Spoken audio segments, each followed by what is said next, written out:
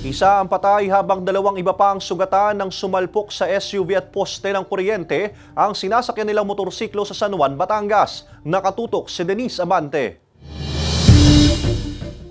Dead on arrival sa ospital ang 56 anyos na babaeng angkas ng motorsiklong ito nang sumalpok sa isang SUV habang binabagtas ang kahabaan ng barangay Buhay na Sapa, San Juan, Batangas pasado alas 7 ng gabi noong Lunes. Ayon sa pulisya, nagsignal pa kanan ang SUV na mula sa Lipa City patungo sa barangay Laia nang biglang sumalpok ang motorsiklo sa sasakyan. Nasa impluensya umano ng alak ang rider nang mangyari ang insidente. Galing sila ng barangay Escribano, papunta sila ng Tikalan sa kanilang uuwian. Pesta po kasi doon kaya sila ay nakipag-inuman na dapat pagka iinom, drink moderately.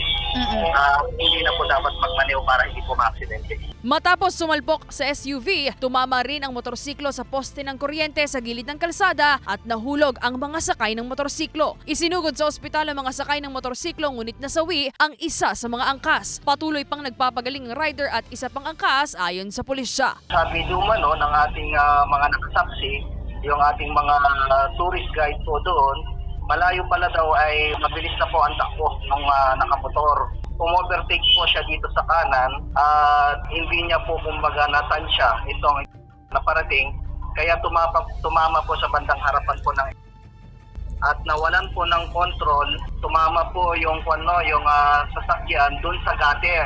Wala namang tinamong sugat ang driver ng SUV na kasalukuyan na raw nakikipag-usap sa pamilya ng mga biktima.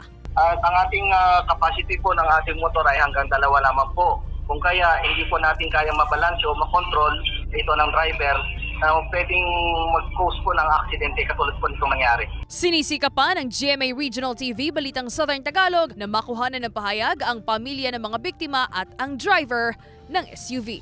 Denise Abante, Balitang Southern Tagalog.